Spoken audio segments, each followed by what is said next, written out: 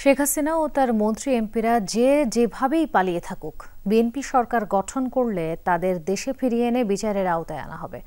এই মন্তব্য করেছেন বিএনপি চেয়ারপারসনের উপদেষ্টা জয়নুল আবদিন ফারুক।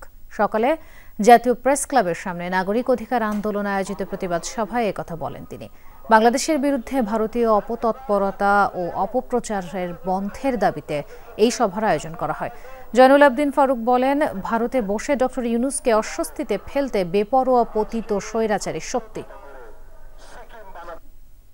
তারেক রহমানের জাতীয়তাবাদী শক্তি বিএনপি ও যারা আসান সহ যারা আন্দোলনে ছিলেন 12 দল, তারা ক্ষমতা আসতে পারেন, আরামে থাকেন, ফ্ল্যাট ভাড়ায় থাকেন, ডলার নিয়ে থাকেন, বাসা ভাড়া নিয়ে থাকেন, ইনশাল্লাহ বাংলাদেশে আপনাদেরকে ফেরত আনে বিচারের আওতায় আনা হবে।